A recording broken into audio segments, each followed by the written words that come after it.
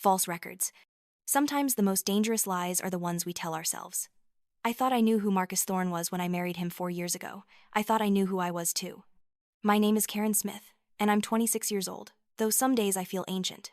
I live in what used to be my dream house in Austin, Texas, a sprawling colonial with white columns and rose bushes that bloom year-round. The kind of house that makes neighbors slow down when they drive past, wondering what it must be like to live such a perfect life, if only they knew. I met Marcus at a pharmaceutical conference where I was working as a coordinator. He was 38 then, tall and commanding with carefully styled brown hair and a smile that could sell ice to Eskimos. As the regional sales director for a major pharmaceutical company, he had this way of making everyone in the room feel like they were the most important person there. When he focused that charm on me, I felt like I'd won the lottery. Our courtship was a whirlwind of expensive dinners and weekend getaways. Marcus swept me off my feet with grand gestures and declarations of love. He proposed on a beach in Cancun, getting down on one knee as the sun set behind him like something out of a movie. I said yes without hesitation, convinced I'd found my fairy tale ending. The first crack appeared during our 2nd year of marriage. We'd been trying to have children, but month after month brought disappointment. The fertility treatments were exhausting, both physically and emotionally. Marcus was supportive at first, holding me while I cried after each negative test, promising that everything would work out. But gradually, something changed.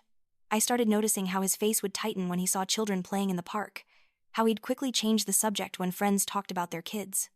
The way he'd look at me after each failed treatment, as if I were somehow defective.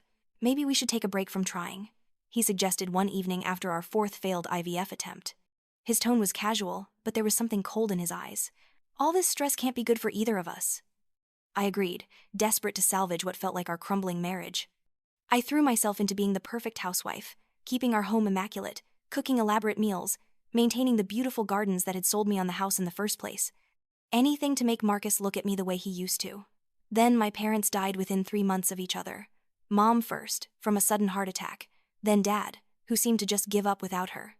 In my grief, I barely paid attention when the lawyers explained my inheritance. My parents had been more successful than I'd realized, leaving me a small but profitable real estate company, several rental properties, and a substantial savings account. Overnight, our financial situation transformed. Marcus suggested we upgrade our lifestyle to match our new wealth. We bought the colonial house, traded in our modest cars for luxury vehicles, and started taking lavish vacations to California and Florida. Marcus seemed energized by our newfound prosperity in a way that made me uncomfortable, though I couldn't quite put my finger on why. "You deserve all of this," he'd tell me, gesturing at our opulent surroundings. But when he looked at me, it felt like he was looking through me, seeing something else entirely. The second major crack appeared about 6 months after my parents' deaths. Marcus started working longer hours, coming home well after dinner with increasingly flimsy excuses. Big client presentation. Or team-building event. He'd disappear onto the balcony or down to the garage to take phone calls, speaking in hushed tones that stopped abruptly when I appeared. One evening, I brought him a cup of coffee while he was on the balcony, trying to be the supportive wife. As I approached, I heard a woman's laughter through his phone, light and flirtatious. Marcus spotted me and quickly ended the call. "Important client," he said, not meeting my eyes. "Very demanding." "She sounded young," I said, trying to keep my voice neutral. Marcus's jaw tightened. "Karen, I'm working my ass off for us. Do you really want to interrogate me about every phone call?" I backed down, as I always did. But doubt had planted its seed. The third crack came when I asked to see our credit card statements. We'd always been transparent about finances, but suddenly Marcus became evasive. "I handle all that boring stuff so you don't have to worry about it," he said, dismissing my concerns with a wave. "Trust me, everything's fine." But I didn't feel fine. I felt like I was living with a stranger, wearing my husband's face. The breaking point came 3 months later at Marcus's company Christmas party. I was in the bathroom when I overheard him talking to a colleague by the sinks. "The San Antonio project should wrap up soon," Marcus was saying. "After that, I'll have a lot more freedom. Don't worry, there won't be any loose ends." My blood ran cold. San Antonio was over 100 miles away, and Marcus had never mentioned any project there. When I asked him about it later, he claimed he'd been talking about a potential new client. But his eyes wouldn't meet mine. The next morning, my best friend Bethany called with news that made my world tilt off its axis. "Karen, I hate to be the bearer of bad news, but I was in San Antonio last week for work. I saw Marcus at a coffee shop with a blonde woman, probably in her early 20s. They were holding hands across the table, and she was wearing what looked like an engagement ring." I dropped the phone. My hands were shaking so badly I could barely pick it up again. "Are you sure it was him?" I whispered. "Honey, I've known Marcus for 4 years. It was definitely him." That night, Marcus announced he'd booked us a surprise trip to New Orleans. To rekindle the romance, he said with that practiced smile. We need some time away from everything. I should have been thrilled, but something felt wrong. Marcus seemed nervous, constantly checking his phone and looking over his shoulder. The night before we were supposed to leave, I couldn't sleep. Around 3 a.m., I made a decision that would change everything. Marcus's briefcase sat on his desk in the study. I'd never violated his privacy before, but desperation made me bold. Inside, beneath reports and business cards, I found a manila folder marked Austin Mental Health Center. My heart stopped. The first document bore my name, Karen Smith, Preliminary Assessment. Patient exhibits symptoms consistent with delusional disorder. The report detailed supposed incidents of erratic behavior, paranoid delusions about infidelity, and recommendations for immediate psychiatric evaluation and possible involuntary commitment. I sank to the floor. The papers scattered around me. Every word was a lie, but they were expertly crafted lies. Someone had been building a case to have me declared mentally incompetent. The signature at the bottom read, Dr. Samuel Morrison, licensed psychiatrist. Everything clicked into place. The mysterious phone calls, the reluctance to share financial information, the sudden interest in a romantic getaway. Marcus wasn't planning to rekindle our romance in New Orleans. He was planning to have me committed to a psychiatric facility, leaving him free to access my inheritance and live his double life. I photographed every document with my phone, my hands trembling with rage and fear. Then I carefully returned everything to exactly how I'd found it. Marcus couldn't know that I knew. Not yet. The drive to New Orleans felt like a death march. Marcus kept glancing in the rearview mirror and making hushed phone calls. I sat in the passenger seat, every instinct screaming at me to run, but I was trapped in a metal box hurtling toward my imprisonment. We stopped at a gas station called Bayou Stop Gas in the middle of nowhere, Louisiana. The attendant was a young man with sun-weathered skin and kind eyes. His name tag read, Jake. While Marcus went inside to pay, Jake approached my window. Ma'am, I don't mean to alarm you, but the man you're with has been making some very disturbing phone calls. I overheard him talking about getting you taken care of at some facility. My heart hammered against my ribs. What exactly did you hear? Jake glanced toward the store, then leaned closer. He was on the phone saying, the commitment papers are all ready. She won't have another chance to cause problems. Ma'am, you need to get away from him right now. I can't. We're in the middle of nowhere, and he has my purse, my phone. I have a truck. I can get you somewhere safe. Marcus emerged from the store, his face darkening when he saw Jake talking to me. Karen, what's taking so long? This was my moment. I could go with Marcus and disappear forever into some psychiatric facility, or I could trust a stranger who might be trying to save my life. I need to use the bathroom. I called out, opening the car door. Inside the store, Jake grabbed a set of keys from behind the counter. There's a back exit. My truck is the blue Ford by the dumpster. What about Marcus? Let me handle him. Go, now. I slipped out the back door and found Jake's truck.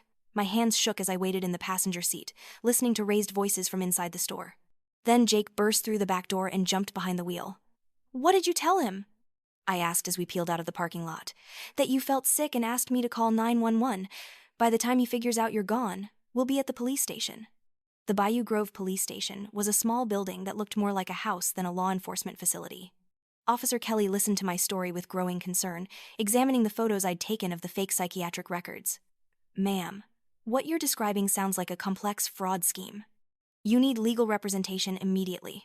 Bethany drove down from Austin that same night, bringing with her Nathan Brooks, a private investigator who specialized in marriage fraud cases, and Sarah Whitman, a lawyer with a reputation for taking on difficult cases.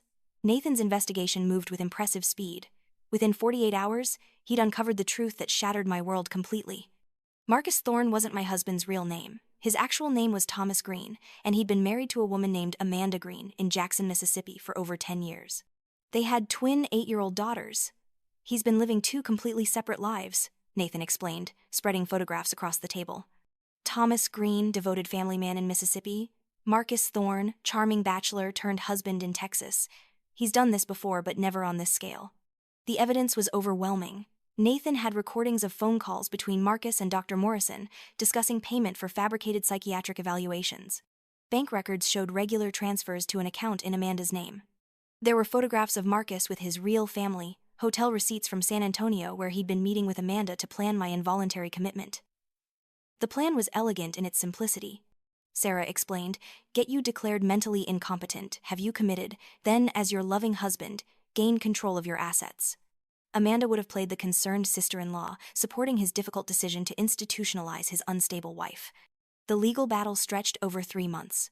Marcus had been arrested at a motel near the Texas border, where he'd been hiding out with Amanda and their children.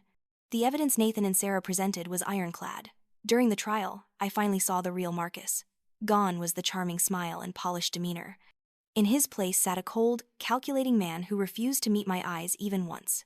When the prosecutor read excerpts from his phone calls with Dr. Morrison, discussing how to make my mental breakdown look more convincing, I felt nothing but disgust for the man I'd once loved. Amanda Green looked smaller and older than in the photographs, worn down by years of living a lie. During her testimony, she claimed Marcus had told her I was his ex-wife, who had become dangerously obsessed with him. She said she'd only agreed to help because she feared for her family's safety. The jury deliberated for less than 3 hours. Thomas Green, aka Marcus Thorne, was sentenced to 7 years in prison for bigamy, fraud, and conspiracy. Amanda received 3 years for her role as an accomplice. Dr. Morrison lost his license and faced separate criminal charges for his part in fabricating the psychiatric records. As Marcus was led away in handcuffs, I expected to feel some kind of satisfaction or closure. Instead, I felt empty. 4 years of my life had been built on lies. The man I'd thought I knew had never existed. But emptiness, I learned, can be a kind of freedom. I sold the colonial house with its perfect gardens and painful memories. The real estate company my parents had left me provided enough income for me to start over anywhere I wanted. I chose a small coastal town near Mobile, Alabama, where nobody knew my story, and I could finally figure out who Karen Smith really was. I joined a support group for victims of domestic fraud and emotional abuse. Sharing my story with others who'd experienced similar betrayals was both heartbreaking and healing. Eventually, I became a group facilitator, helping other women recognize the warning signs I'd missed and find the strength to reclaim their lives. Jake and I stayed in touch. He'd moved to New Orleans to study mechanical engineering, finally pursuing the dreams he'd put on hold to help his family. One weekend, he invited me to have dinner with him and his mother, Linda. Sitting around Linda's kitchen table, eating homemade jambalaya and listening to stories about Jake's childhood, I realized something profound. This felt more like family than anything I'd experienced in my marriage to Marcus. These people cared about me not for what I could provide them, but simply because I existed. You know, I told Linda as we cleared the dishes, I used to think family meant blood relations or marriage certificates, but real family is just people who treat you with genuine love and respect. Linda smiled and pulled me into a hug that smelled like cinnamon and home. Later that evening, I walked down to the beach alone. The Gulf of Mexico stretched endlessly before me, silver under the moonlight. For the first time in years, I felt truly peaceful. The woman who had married Marcus Thorne had been naive and desperate for approval. The woman standing on this beach was stronger, wiser, and finally free. I'd learned that the deepest pain can sometimes crack you open in exactly the right places, letting in light you never knew existed. My story wasn't a tragedy about being deceived. It was a victory about discovering that I was worth more than I'd ever imagined. The waves whispered secrets to the shore, and I whispered back my gratitude for a second chance at life. A real life, built on truth instead of lies, surrounded by people who valued the woman I was becoming rather than what I could give them. I was 26 years old, and for the first time, I felt like I was truly living.